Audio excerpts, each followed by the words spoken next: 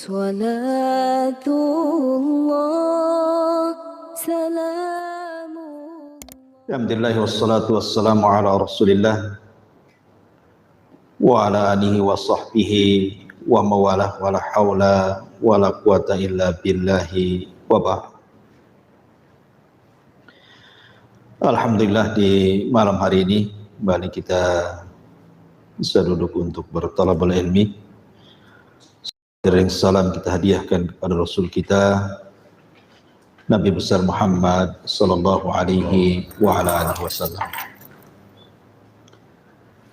Biasa kita mengkaji tafsir, tapi malam ini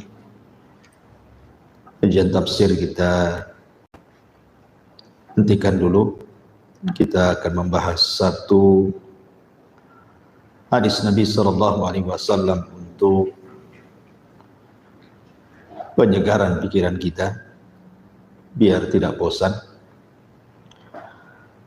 Sebuah hadis yang dikeluarkan oleh Abi Dawud dari hadis Abi Sa'id Al-Khudri radhiyallahu anhu. Beliau mengatakan, dakhala Rasulullah sallallahu alaihi wasallam dzata yaumin al-masjid fa idza huwa bi rajulin minal ansar yuqalu lahu Abu Umamah. Faqala ya Aba Umamah, ma li araka jalisan fil masjidi fi ghairi waqti salati. Qala humumun lazimatni wa duyunun ya Rasulullah. Qala afalau allimuka kalaman idza anta qultahu adhaballahu azza wa jal hammaka wa qada anka dainak. Qalta qultu bala ya Rasulullah. Qala idza asbahta wa idza amsayta Allahumma inni a'udzubika minal hammi wal hazan wa a'udzubika minal ajzi wal kasali wa a'udzubika minal jubni wal bukhli wa a'udzubika min ghalabati ad-daini wa qahri ar-rijal. Qala Abu Umamah fa fa'altu dzalik fa adhaballahu hammi wa qada anni daini. Rawahu Tirmidzi wa hasanahu. Abu Sa'id Al-Khudri radhiyallahu an, satu di antara 7 sahabat yang banyak meriwayatkan hadis Nabi sallallahu alaihi wasallam di atas 1000. Dan dia juga seorang sahabat dari sahabat-sahabat Ansar yang memiliki banyak keutamaan. Jadi Abu Sa'id ini bercerita, jadi suatu hari Nabi sallallahu alaihi wasallam masuk ke dalam masjid. Tiba-tiba saja kaki Rasul sallallahu alaihi wasallam ingin dilangkahkan ke masjid. Lalu Nabi sallallahu alaihi wasallam bertemu dengan seorang laki-laki dari Ansar yang bernama Abu Umamah. Beliau pun berkata, wahai Abu Umamah, apa yang membuat engkau berada dan duduk di masjid padahal bukan waktu salat? Maka dia menjawab, ya Rasulullah, aku sedang dirundung bingung karena hutang yang belum kulunasi. Maka beliau sallallahu alaihi wasallam kemudian mengatakan, maukah aku ajarkan kepada engkau wahai Aba Umam kalimat-kalimat yang jika engkau mengamalkannya niscaya Allah akan menghilangkan kebingunganmu dan mampu membayarkan hutang-hutang.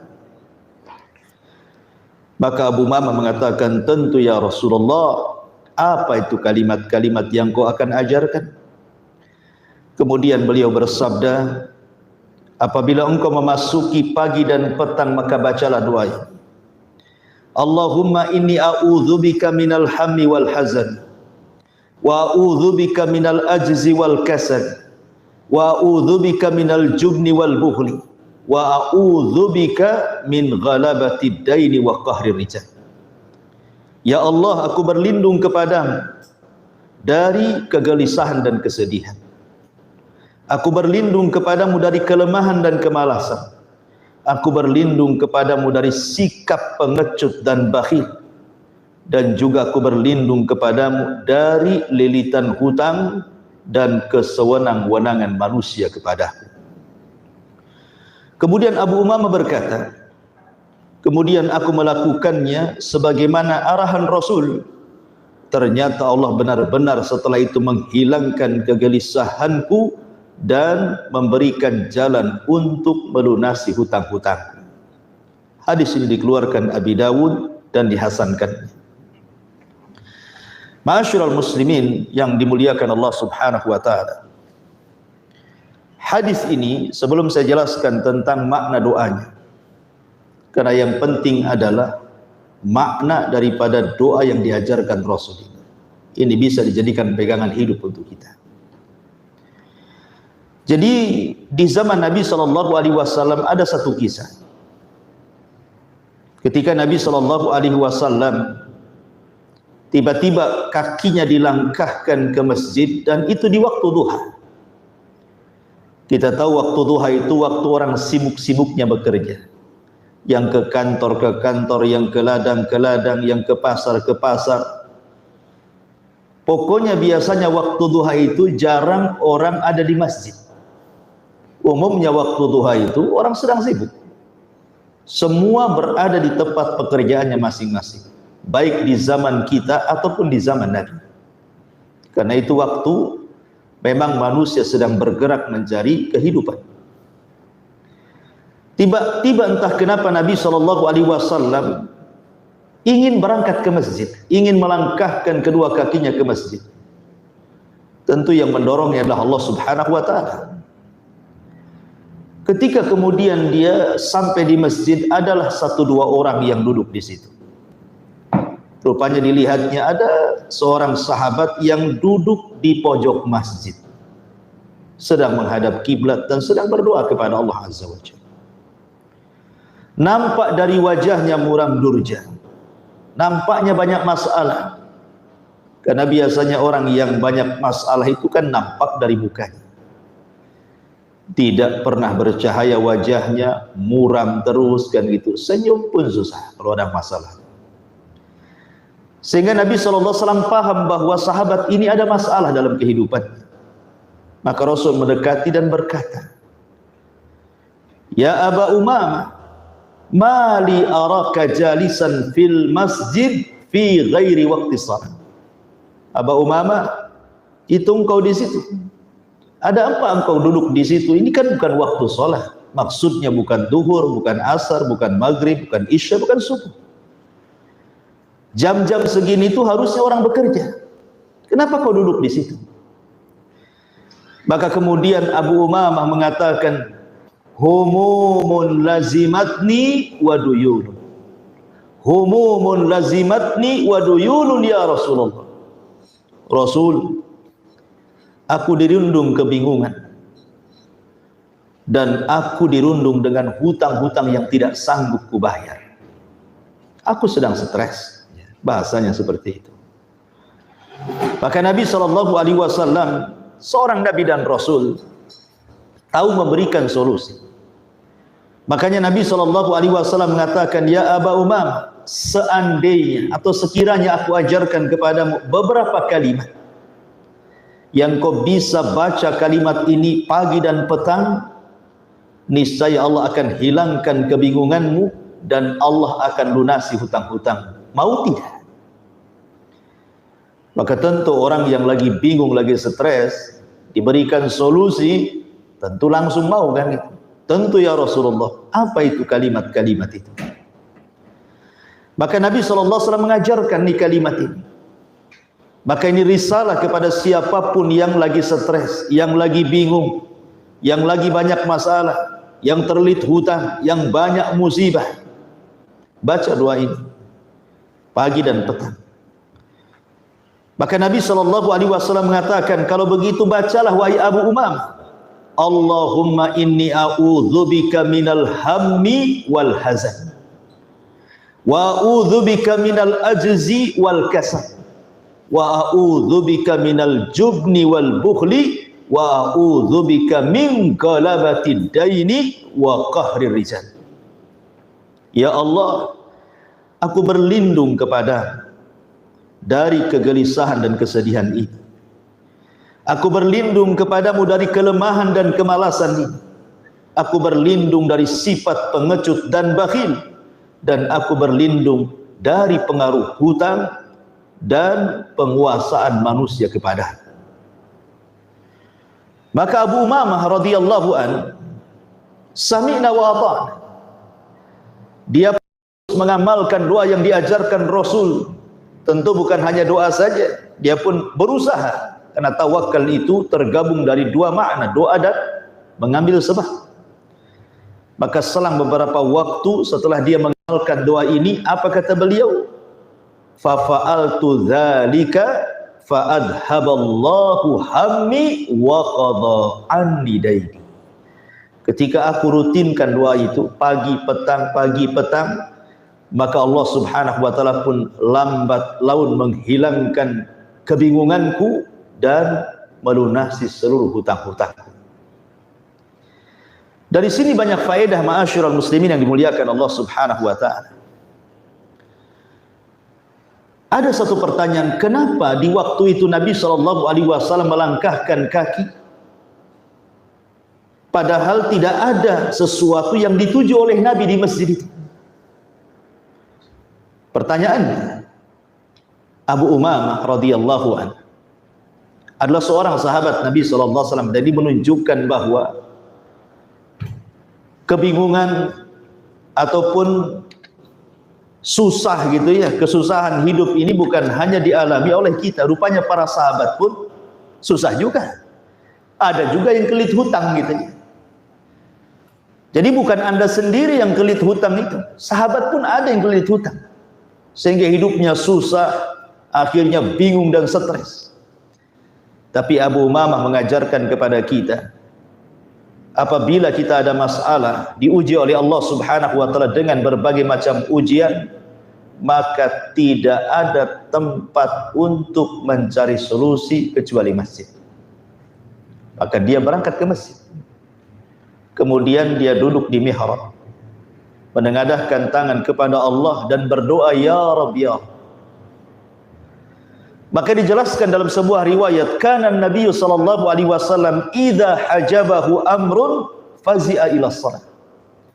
Nabi itu kalau ditimpa sebuah permasalahan yang sulit keluar dari situ, maka Rasul biasanya langsung salat. Kenapa? Karena dalam salat itu maknanya melibatkan Allah dalam permasalahan. Sebesar apapun masalah, kalau Allah terlibatkan akan diuraikan itu masalah. Tapi sekecil apapun masalah, kalau Allah tidak terlibat, susah untuk menyelesaikan. Makanya Abu Umamah tahu. Dan ketika dia berdoa kepada Allah Subhanahu wa taala, doanya melesat ke langit. Dan Allah ijabahi dengan dikirim kepadanya Nabi sallallahu alaihi wasallam. Kemudian diajarkan beberapa kalimat doa, sebab itulah Abu Umamah dilepaskan dari kebingungan dan hutang yang melilitnya. Ini penting. Dalam segala hal kembali kepada Allah. Minta kepada Allah. Curhat kepada Allah. Jangan curhat di medsos. Tidak ada gunanya. Ma'asyiral muslimin yang dimuliakan Allah Subhanahu wa taala, ini satu faedah dari penggalan permulaan hadis Nabi sallallahu alaihi wasallam, bahwa apabila ada masalah minta kepada Allah, datang ke masjid. Kenapa masjid? Karena masjid itu baitullah, rumahnya Allah. Rumahnya Zat yang maha perkasa, maha kaya, maha mengabulkan setiap doa. Yang ia katakan setiap sepertiga malam, man yad'uni fa astajibala. Siapa yang meminta ku kabulkan. Siapapun yang meminta ku kabulkan. Maka kalau seandainya ada masalah datang ke masjid, memang masjid itu rumah Allah. Bukan datang kepada orang-orang yang tidak pernah mampu mengabulkan doa. Allah yang maha kaya, minta kepada zat yang kaya. Sebab kalau kita bandingkan hutang Anda berapa sebesar apapun hutang Anda, jauh lebih kaya dibandingkan Allah Subhanahu wa taala dari orang yang Anda hutang. Maka minta kepada zat yang paling kaya untuk dilunasi hutang-hutang. Baik, kita akan bahas tentang makna doa ini yang paling penting. Makna doa yang diajarkan Nabi SAW kepada Abi Umamah ini. Di sini Nabi SAW mengajarkan doa kepada Abi Umamah. Allahumma ya Allah, inni a'udzubika minal hammi wal hazan. Aku berlindung kepadamu ya Allah dari kesusahan, wal hazan, dan dari kesedihan. Wa a'udzubika minal ajzi wal kasal. Aku berlindung kepadamu dari al-ajzi, kelemahan, wal kasal, dan kemalasan. Wa a'udzubika minal jubni wal bukhli, dan aku berlindung kepadamu ya Rabb dari kepengecutan dan juga kebakhilan. Wa a'udzubika min ghalabatid dain wa qahrir rijal, dan aku berlindung kepadamu dari pengaruh hutang dan juga dikuasai manusia. Berarti ada berapa poin? Ada 8 poin di sini. 8 poin yang menjadikan manusia lemah, yang menjadikan manusia tidak berdaya, yang menjadikan manusia tidak bisa apa-apa. Kalau kita selamat dari 8 poin ini, ikhwan, maka kita akan semangat hidup. Tapi kalau Anda terkena 8 poin ini, maka akan lemah hidup kita. Makanya kita berlindung jangan sampai 8 poin ini terkena kepada kita. Karena ini semua berkenaan dengan penyakit hati. Kita tahu bahwa membersihkan hati itu bukan seperti membersihkan piring, membersihkan rumah, membersihkan mobil. Mudah, ya, tapi membersihkan hati yang kotor itu sulit. Taib, yang pertama, Nabi SAW mengajarkan untuk berlindung minal hammi wal hazan. Minal hammi wal hazan. Al-ham dan juga al-hazan. Apa itu? Ma'asyiral muslimin yang dimuliakan Allah Subhanahu wa taala. Allah Subhanahu wa taala sudah mentakdirkan manusia ini oleh Allah Subhanahu wa taala dibuat susah dan juga dibuat senang. Itulah kehidupan manusia. Kadang susah, kadang senang, kadang tertawa, kadang menangis, kadang sedih, kadang bahagia. Itulah manusia. Wa tilkal ayyam nudawiluha bainan nas. Hari itu diputarkan. Ma'asyiral muslimin yang dimuliakan Allah Subhanahu wa taala, alham wal hazan itu. Alham itu artinya kesusahan. Al-hazan itu artinya kesedihan. Kalau seorang merasakan duka cita dengan perkara-perkara yang sudah lewat, itu disebut al-hazan. Umpamanya dulu kita ditinggal mati oleh pasangan kita, ditinggal meninggal oleh anak kita, ditinggal mati oleh ibu bapak kita. Kemudian kita terpikir terus, sedihnya itu tidak hilang-hilang. Itu namanya al-hazan. Ya.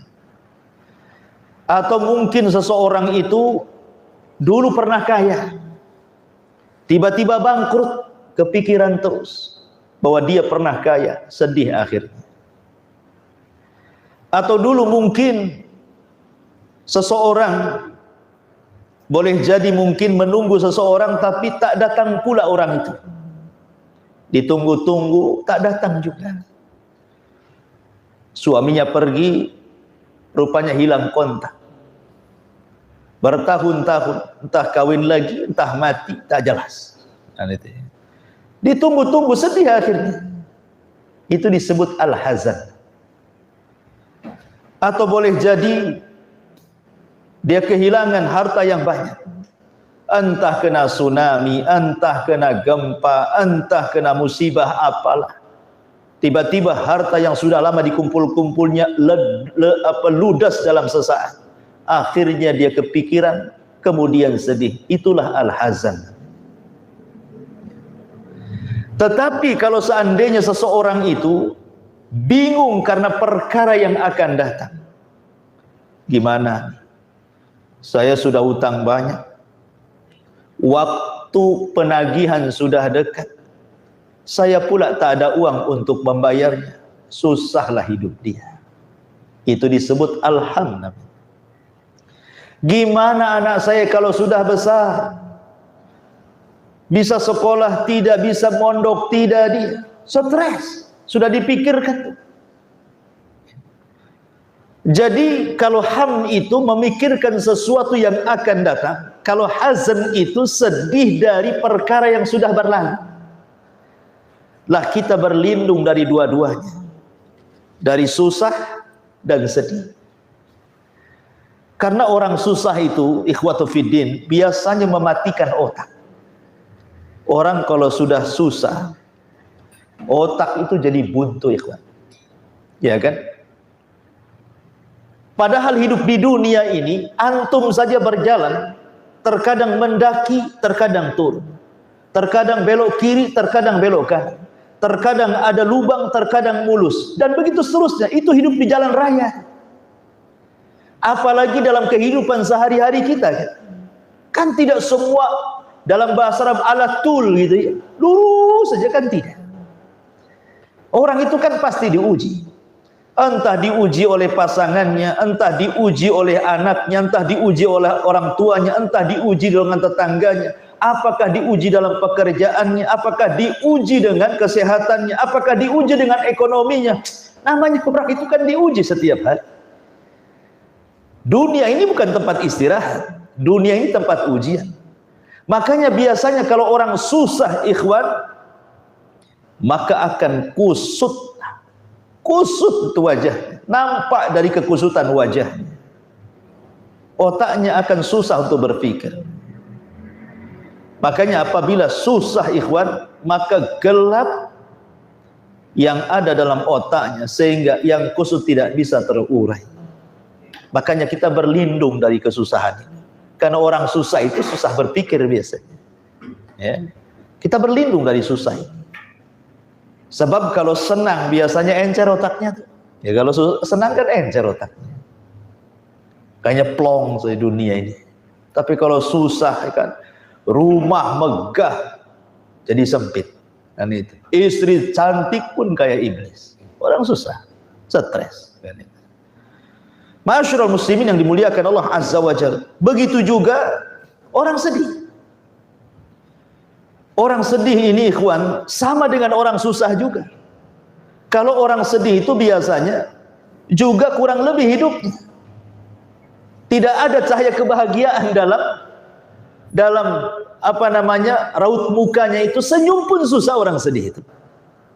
Dihibur macam manapun orang sedih tetap sedih. Sehingga susah berpikir, makanya susah dan sedih ini membutakan pikiran orang. Salat susah khusyuk.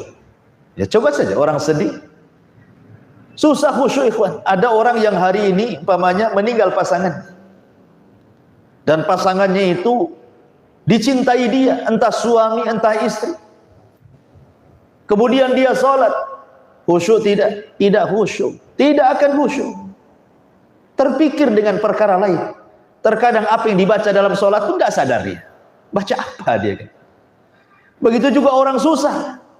Susah otaknya itu. Karena bingung otaknya. Susah. Seperti kisah ketika seseorang yang hari itu akan dibunuh kemudian dia sholat. Kan ada kisah. Ada orang soleh menitipkan barang kepada perampok yang disangkanya perampok ini orang baik.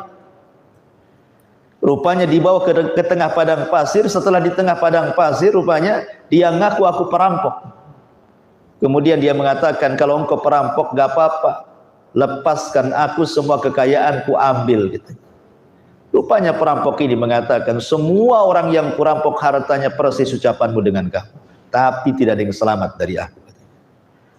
Kemudian dia mengatakan, kalau begitu izinkan aku sholat.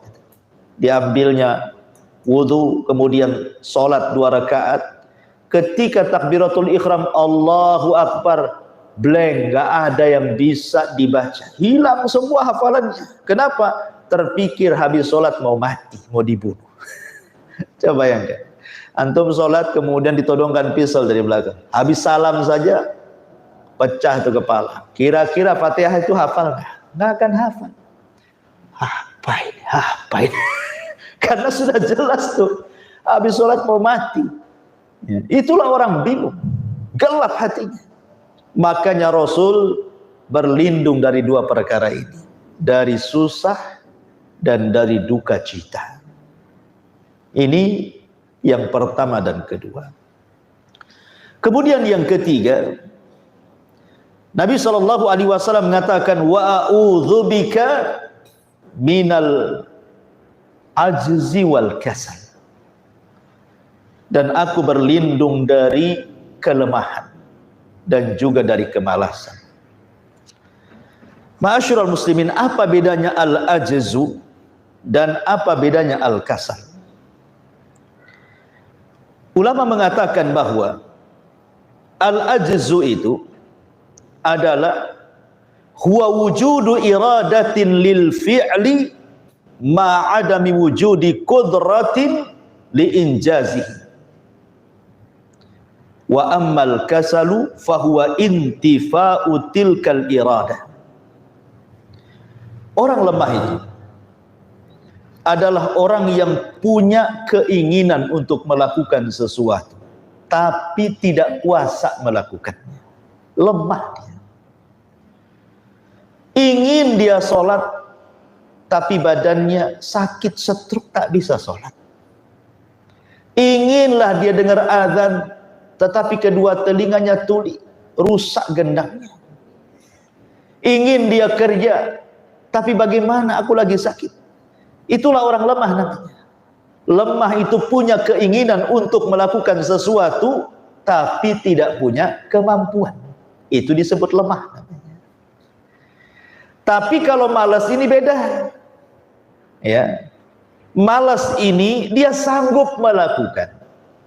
Dia bisa melakukannya, dia bisa sholat, dia bisa datang ke pengajian, dia bisa bekerja, ya, mampu badannya, tapi tidak ada keinginan. Itulah bedanya dibalik gitu. Kalau satunya yang lemah itu punya keinginan tapi tak sanggup melakukan. Kalau malas terbalik, malas itu sanggup melakukan tapi tak punya keinginan. Saya contohkan lebih jelas. Ada suara azan. Ada suara azan. Semua orang dengar azan. Saya atau siapapun lah orang dengar azan. Yang satu dengar azan, langsung dia ke masjid. Bahkan belum lagi muazin azan itu, langsung dia ke masjid. Baru ngidupin mic aja dia sudah ke masjid. Yang satu pula tak dengar suara azan. Kemudian dia pun stroke, tak bisa pula melangkah ke masjid. Lah yang satu pula dia dengar dia suara azan, tapi tak mau ke masjid. Itu kan beda. Ya. Ini yang satu ini betul-betul dia mendengar suara azan, langsung bergegas ke masjid. Orang yang beriman seperti itu. Tidak lemah, tidak malas. Ya. Tetapi yang satu pengen dia ke masjid tapi tidak bisa mendengar azan. Walaupun dia mendengar azan, kaki pula tak bisa dilangkahkan karena satu. Lemah dia. Itu disebut lemah. Ya. Yang satu pula sanggup kakinya datang ke masjid tetapi keinginannya tidak ada. Itulah malas. Makanya kita berlindung dari dua perkara ini. Jangan sampai ditimpakan kelemahan sehingga kita ingin berbuat sesuatu tidak bisa. Jangan pula sampai ditimpa kemalasan, mampu melakukan sesuatu tapi dihilangkan keinginannya. Seorang mukmin dihilangkan dua penyakit ini. Jangan malas dan jangan lemah. Ma'asyiral muslimin yang dimuliakan Allah Subhanahu wa taala. Orang lemah ini, lemah pula pikirannya. Orang lemah ini pikirannya lemah. tidak ada energi, tidak punya inisiatif. Orang lemah, ya. Mudah menyerah. Dalam kehidupan dunia itu orang lemah mudah menyerah. Belum dihadapi sudah nyerah. Padahal kalau seandainya permasalahan itu dihadapi, yang besar itu jadi kecil sebenarnya. Tapi karena lemah dia, perasaan bahwa kalau saya selesaikan tidak bisa, saya mundur saja. Nah, itulah orang lemah. Nggak akan sukses hidupnya orang lemah itu. Ya. Karena orang lemah itu masalah berat itu makin berat bagi dia. Makanya tidak bisa diuraikan oleh orang lemah itu. Makanya jangan mengambil pemimpin itu orang lemah. Hancur negara ini. Orang lemah ini membahayakan. Keinginannya kuat, cita-citanya tinggi gitu ya. Tapi tidak bisa diraih. Lah orang malas. Kalau sudah malas ikhwan, kira-kira apa yang dikerjakan orang malas itu? Apa yang mau dikerjakan orang malas itu? Orang malas itu susah kerja. Dalam kehidupan dunia saja orang malas itu susah kerja. Kerjanya duduk-duduk, termenung, tidur saja. Orang malas gitu ya kan. Ma'ruf orang malas itu. Ya. Orang malas itu banyak angan-angan saja biasanya. Jadi angan-angannya itu kayaknya tinggi kayak. Pengen terbang tapi tak punya sayap. Ya. Pengen usaha tapi tak punya modal. Akhirnya angan-angan saja. Itulah orang malas. Ma'asyiral muslimin yang dimuliakan Allah Subhanahu wa taala. Makanya saya pernah membaca istilah-istilahnya. Istilah Melayu kalau nggak salah itu. Mati Belanda karena pangkat gitu. Mati Cina karena kaya, mati Keling karena makanan, mati Melayu karena angan-angan gitu. Jadi intinya bahwa ma'asyiral muslimin, jangan pula banyak angan-angan, malas, kerja saja. Ya. Jadi pengaruh seperti ini, pengaruh orang lemah dan malas ini menghancurkan kehidupan muslim. Kehidupan kita dihancurkan dengan dua sifat ini.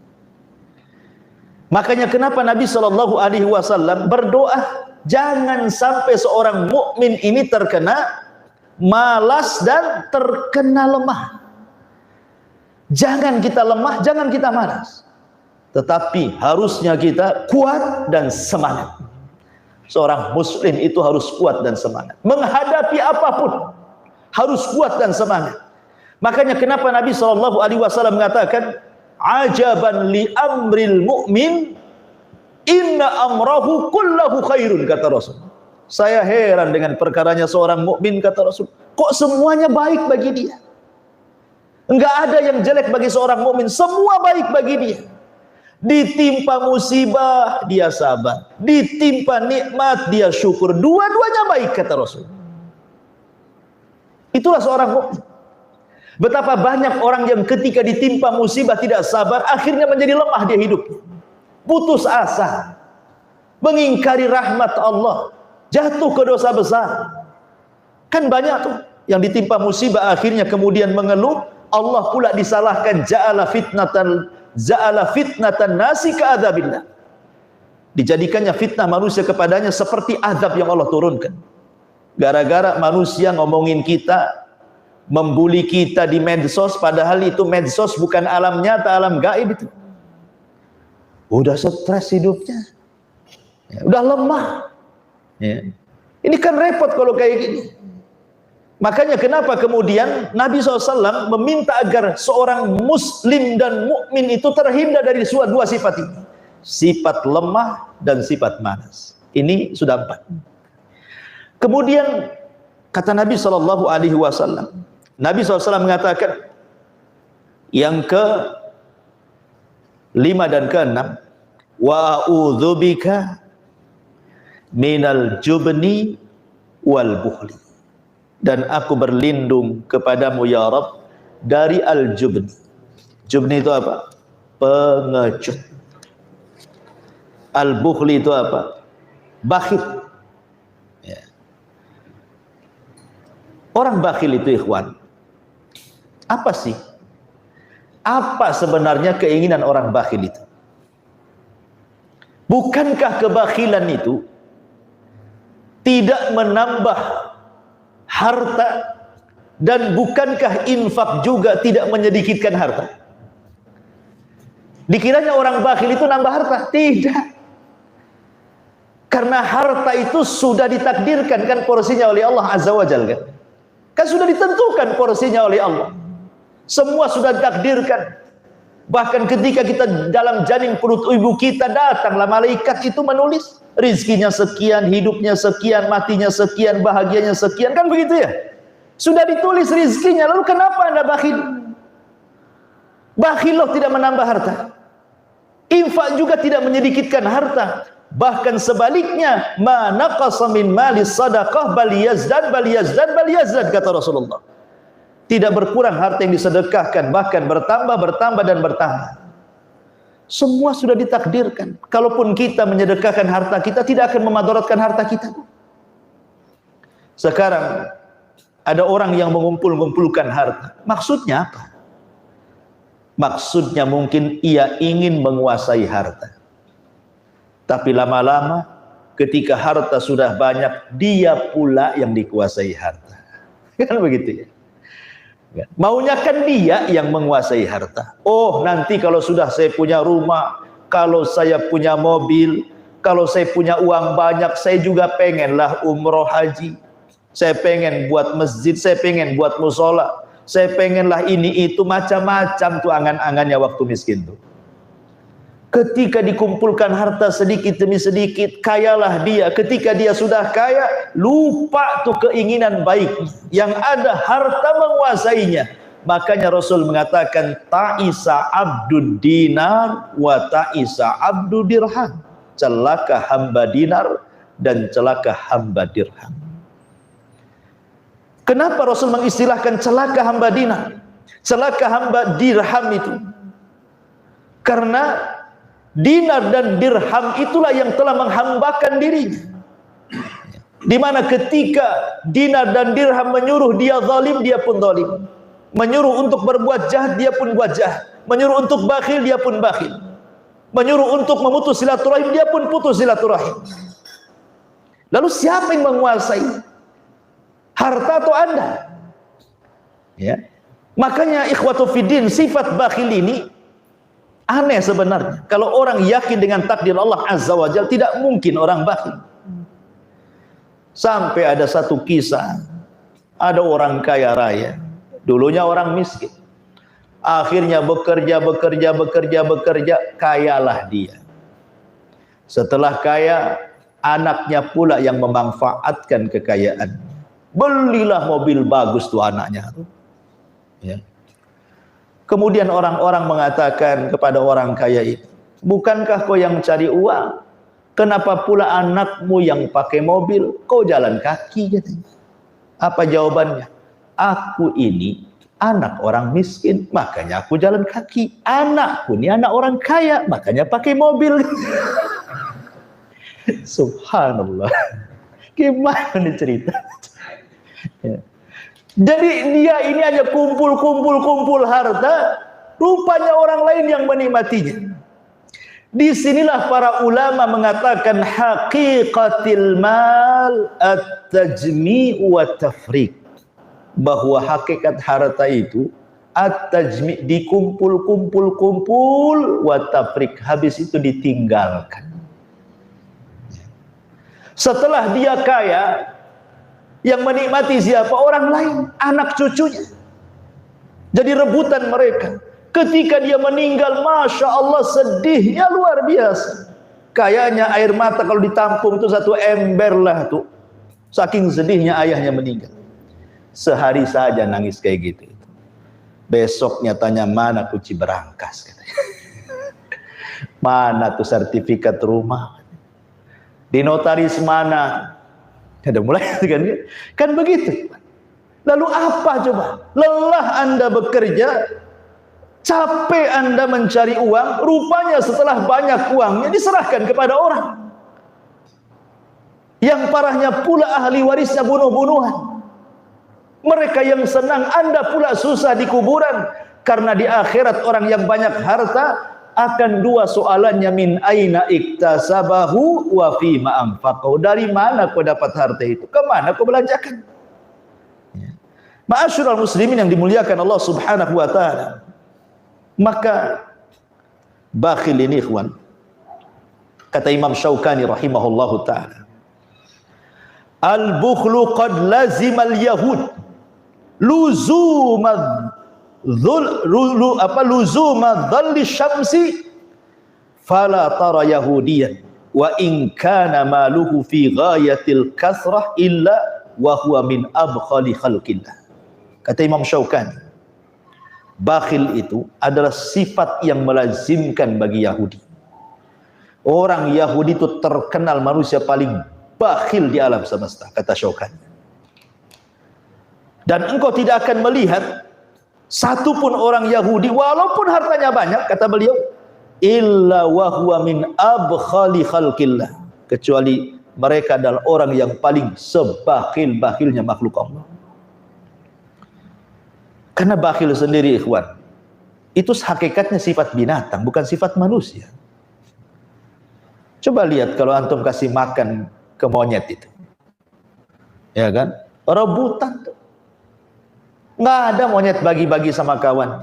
Yang ada tangan satu pegang pisang, tangan lain juga pegang pisang, kaki pula pegang pisang, di mulut belum dilepehkan. Ya.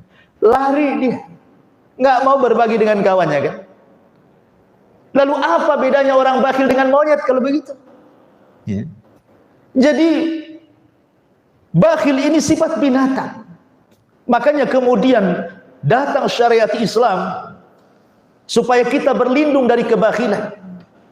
Dan Allah mengatakan wa amman bakhila wastaghna. Adapun orang yang bakhil dan merasa cukup dengan Allah, dengan dirinya, tidak perlu dengan Allah. Istaghna, merasa cukup dengan dirinya. Dia tidak berhajat dengan Allah. Maka di ujung ayat Allah mengatakan fasanu yassiruhu lil usra. Sudah sulit jalan ke surga, bahkan mudah jalan ke neraka, Allah persulit lagi. Ya. Makanya kenapa kemudian Nabi mengancam thalathun muhlikat, ada 3 perkara yang menghancurkan manusia, syuhun muta' wa hawan muttaba wa ijabul mar'i nafsi. Kebakhilan yang dituruti, hawa nafsu yang diikuti, dan kebanggaan diri yang jadi kesombongan dirinya. Ma'asyiral muslimin, kemudian yang kedua pengecut. Seorang muslim tidak boleh pengecut, tidak boleh jubah.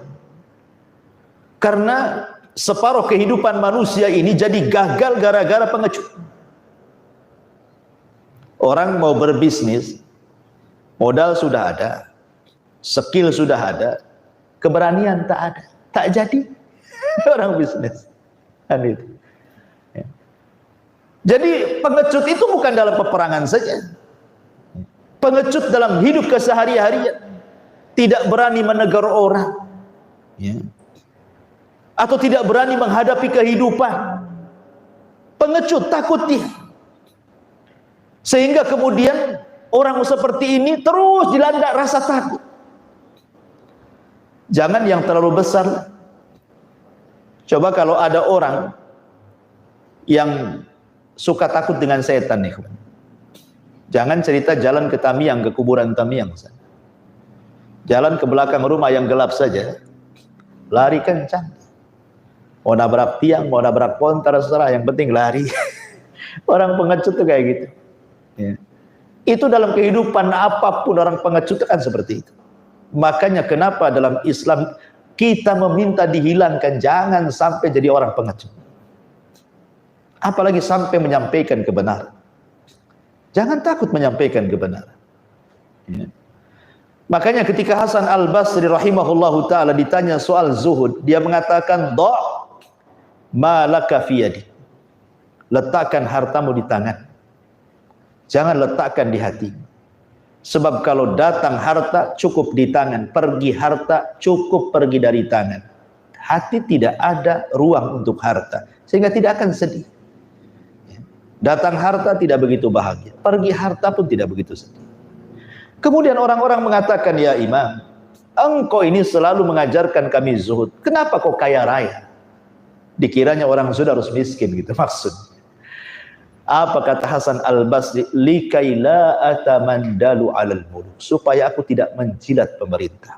Aku bisa katakan yang hak itu hak, yang batil itu batil. Tidak ada yang menyetir saya. Keberanian. Ya. Ma'asyiral muslimin yang dimuliakan Allah Subhanahu wa taala. Kemudian yang terakhir, yang nomor 7 dan 8. Nabi SAW mengatakan, wa a'udzubika min ghalabatid dain wa qahrir rijal.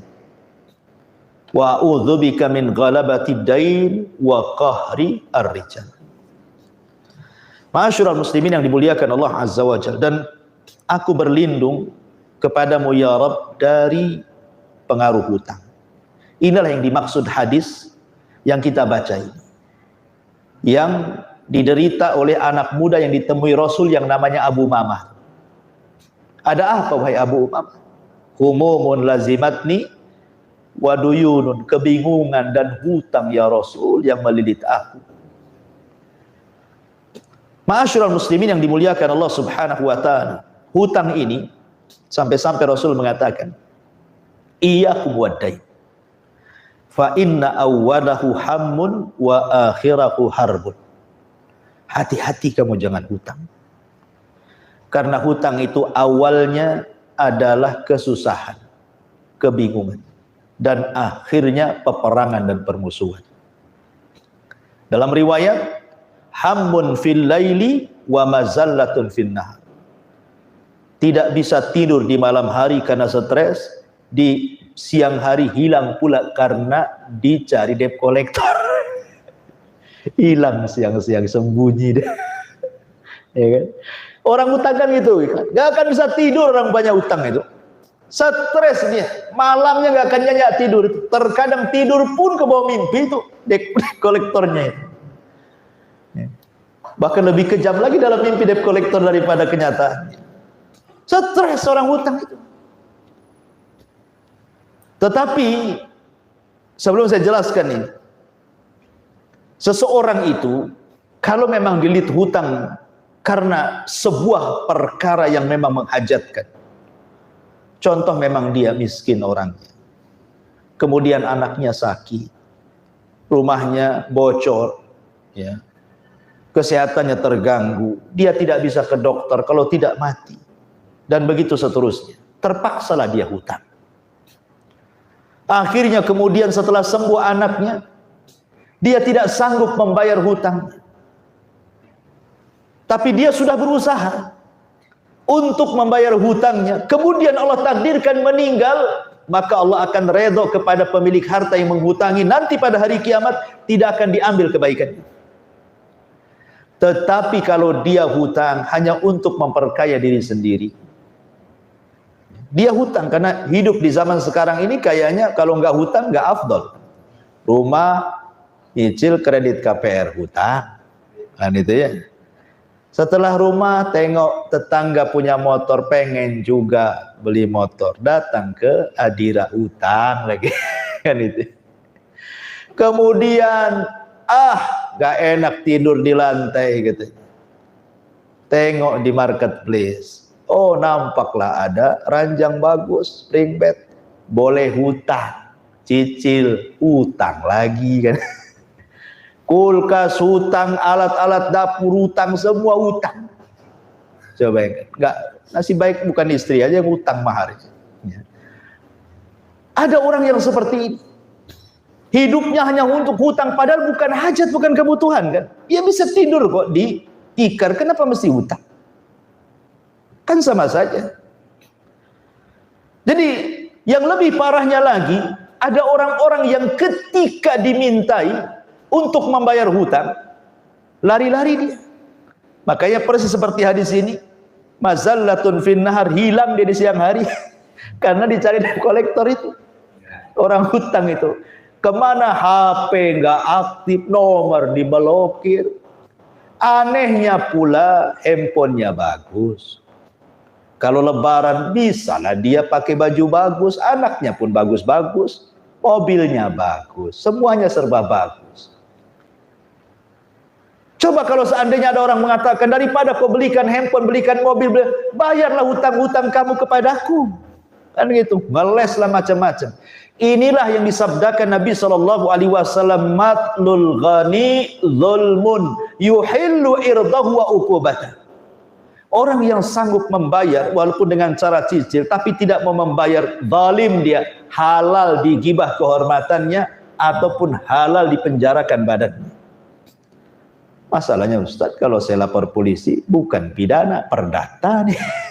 Habis duit saja kata. Ma'asyiral muslimin yang dimuliakan Allah Azza wa Jalla. Intinya bahwa kita berlindung karena begitu orang punya hutang itu dia stres malamnya. Persis kata Rasulullah, fa inna awwalahu hammun. Awalnya stres, tidak bisa bayar. Wa akhirahu harbun, akhirnya perang dia. Kadang-kadang yang kejam ini bukan yang nagih hutang. Yang kejam ini yang berutang. Harusnya yang marah-marah itu yang nagih hutang. Ini yang utang yang marah-marah. Ngancam-ngancam lagi. Ya. Jadi kadang-kadang aneh di dunia ini. Jadi makanya kenapa di sini Nabi mengatakan wa akhirahu harbun. Jadi bertengkar jadinya kan. Tadinya hubungannya baik-baik saja, ketika pinjam itu Masya Allah pakai gombal mokio kata anak muda. Dirayu-rayunya, tolonglah ini itu dikasih utang. Baik rayuannya tuh. Ketika diambil uangnya, jadi musuh bebuyutan. Kadang-kadang hilang. Ya. Makanya di sini ma'asyiral muslimin yang dimuliakan Allah Azza wa Jalla, sampai Ibnu Umar mengatakan kepada Hamran, seorang sahabatnya, ya Hamran ittaqillah wala tamut wa alaika dainun. Wahai Hamran, bertakwalah kepada Allah, jangan mati sementara engkau membawa hutang. Kenapa? Karena kebaikanmu akan diambil sehingga tidak tersisa dinar dan dirham lagi untuk. Ma'asyiral muslimin yang dimuliakan Allah Azza wa Jalla. Kemudian yang terakhir, wa qahrir rijal, dikuasai manusia. Umumnya dikuasai manusia itu karena terlampau banyak orang itu mendapatkan hutang budi. Ya kan? Kalau ada orang sudah banyak bantu, banyak nolong, akhirnya hutang budinya segudang, susahlah kita mau nasihati. Nggak enak, dia udah baik sama saya. Gitu. Tolonglah nasihati. Dia sudah zalim sama saya, udah jahat. Iya mau saya. Tapi gimana ya, dia juga sudah baik sama saya. Itulah dihutangi. Kalau sudah hutang ini kan, kalau dain ini hutang harta, ini hutang budi ini. Sama-sama hutang. Ya. Yang satu hutang duit, yang satu hutang budi. Ketika hutang budi makin banyak, sering dikasih hadiah, sering dikasih utangan, sering dikasih ini, akhirnya sering dibantu, banyaklah budi dia sama dia. Susah dia mau bicara. Makanya qahrir rijal itu artinya tidak punya kemerdekaan diri. Dia jadi budak di hadapan manusia, dikuasai manusia. Ya, padahal kita ini diciptakan untuk merdeka, bisa mengatur diri sendiri. Kenapa jadi budak? Maka kita berlindung kepada Allah Subhanahu wa taala, jangan sampai dikuasai orang. Atau qahrir rijal itu maknanya jangan sampai ada orang yang kemudian berani mengancam kita sehingga kita takut. Dikuasai rasa takut karena diancam, mau dibunuh, mau dipukul, mau di ini, mau di itu. Jangan sampai dikuasai orang. Makanya kemudian yang terakhir Rasulullah SAW berlindung, Allahumma inni a'udzubika min ghalabatid daini wa qahrir rijal. Aku berlindung kepadamu ya Rabb dari pengaruh hutang dan pengaruh kuasa manusia kepadaku. Wallahu alam, tepat di jam 9. Mudah-mudahan ada manfaatnya. Taib ikhwan, tidak ada tanya jawab. Subhanakallahumma bihamdika asyhadu an la ilaha illa anta astaghfiruka wa atubu ilaik. Allah taala alam. Assalamualaikum warahmatullahi wabarakatuh.